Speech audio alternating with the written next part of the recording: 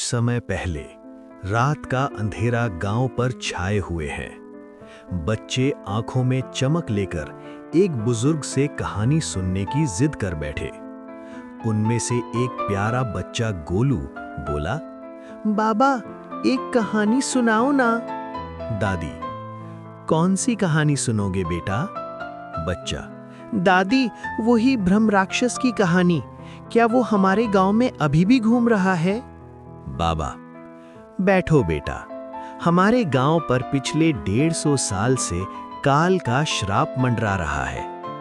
ये कहानी है एक ऐसे ब्रह्म राक्षस की जिसका कहर हमारे गांव की अनगिनत कुंवारी कन्याएं पिछले 150 साल से भुगत रही हैं। वो उन्हें 21वें जन्मदिन पर उठा ले जाता था और फिर वो कभी वापस नहीं लौटी। और इस साल फिर एक बेटी 21 की होने वाली है। कुछ महीनों बाद आरोही अपने परिवार के साथ अपने गांव आई है अपनी कजिन की शादी अटेंड करने। वो खिड़की से हवेली को देखती है। उसे एक अजीब बेचैनी महसूस होती है। उनकी माँ डर के मारे हवेली की तरफ देख भी नहीं पाती। पापा उन दोनों को रीअश्योर करते हुए कहते हैं, पापा बस शादी खत्म करते ही लौट जाएंगे, कोई डरने की बात नहीं। पूरा परिवार अपने पुश्तैनी हवेली पहुंच जाता है, जिसे आरोही के माता पिता ने 20 साल पहले छोड़ दिया था और आज 20 साल बाद वो वापस लौटे हैं। वही हवेली जो अभी मेहमानों से घिरी हुई है। वहां आरोही विक्रांत से मिलती है।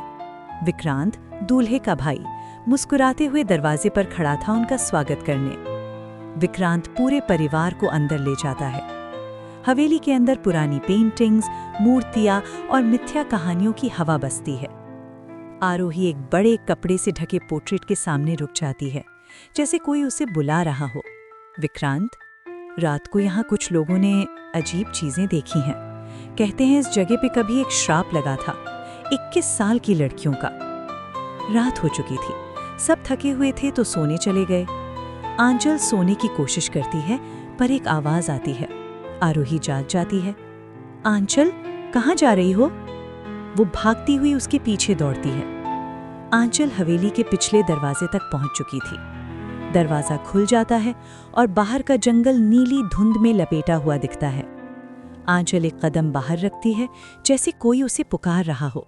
तभी आरोही आंचल का हाथ पकड़कर उसे अंदर खींच लेती है। विक्रांत भी शोर सुनकर बाहर चेक करता है। आंचल चेहरे पर थकान और आंखों में एक अलग ही डर था। दीदी, वो मैंने किसी की आवाज सुनी, कोई मुझे पास बुला रहा था, पर मैं उसे देख नहीं पाई। आरोही कहती है, ज्यादा सोच मत और सोने चल, कल शादी में बहुत काम है। नींद पूरी नहीं हुई तो शादी एंजॉय नहीं कर पाएंगे। शादी की रात हवेली फूलों, दियाओं और ढोल की धुन से चमक रही थी। आंगन में मेहंदी की महक, लोगों की हंसी और मंडप की रोशनी, सब एक सपने जैसा लग रहा था। आरोही और आंचल थोड़ी दूर खड़ी शादी का नजारा देख रही थी। आंचल अभी भी थोड़ी डरी हुई थी, पर आरोही के कंधे का सहारा उसे थोड़ी हिम्मत दे रहा था। मंडप में बैठी मेहर, विक्रांत की छोटी बहन, अपनी नई जिंदगी में कदम रखने को तैयार थी। अचानक पूरी हवेली अंधेरे में डूब गई। ढोल की आवाज रुक गई, लोग हलचल में पड़ गए। आरोही का दिल एकदम तेज धड़कने लगा और तभी पूरे मंडप में एक चीख गूंजी। जब रोशनी वापस आई, लोगों ने जो देखा उसने सबको सन्ना कर दिया। मेहर मंडप से गायब थी। लाल पल्लू जमीन पर पड़ा हुआ और एक टूटा हुआ कंगन। विक्रांत सीधा मंडप के बीच पहुंच गया। विक्रांत उसे आवाज देता है, मेहर, कहाँ हो? तभी दूर से, बहुत दूर से, जंगल की तरफ से एक और चीख सुनाई देती है। हवेली की खामोशी उस चीख से हिल गई। लोग मशाल लेकर भागने लगे। विक्रांत थोड़ी सी देर के लिए बस जम गया, फिर तेजी से जंगल की तरफ दौड़ गया। आरोही और आंचल भी पीछे पीछे भागे। जंगल में अंधेरा इतना घना था जैसे कोई जीता हुआ जाल हो। नीली धुंध जमीन पर लटकती हुई, जैसे किसी ने रास्ता बनाया हो। आरोही को मिट्टी में एक चिन्ह दिखता है।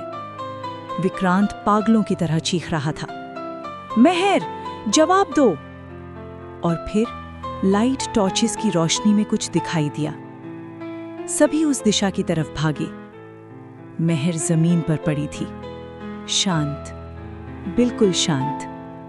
एक और बच्ची की बलि चढ़ चुकी थी। आरोही ने आंसू रोकने की कोशिश की। आंचल ने आरोही का हाथ जोर से पकड़ लिया, पर विक्रांत, वो टूट गया। वो घुटनों पर गिरकर चीख उठा, उसने मेरी बहन को मार दिया। मैं उस ब्रह्मराक्षस को जिंदा नहीं छोड़ूंगा। जंगल में एक हल्की सी परछाई हिली। ब्रह्मराक्षस की नीली आंखें पेड़ों के बीच से चमकी, जैसे वो उनकी हर बात सुन रहा हो। आरोही धीरे से विक्रांत के पास गई। उसकी आवाज कांप रही थी, आरोही, विक्रांत, मेहर की मौत बेकार नहीं जाएगी। हम दोनों इस श्राप का अंत करेंगे। विक्रांत ने आंसुओं में डूबी आंखों से आरोही की तरफ देखा। विक्रांत, मैं तुम्हारे साथ हूं आरोही। मैं किसी और बहन को उस राक्षस की बलि चढ़ने नहीं दूंगा। और यहीं से शुरू होती है आरोही और विक्रांत की जंग, ब्रह्मराक्षस के खिलाफ। कहानी का अगला भाग जल्द ही लेकर आएंगे। तब तक बने रहिए हमारे साथ।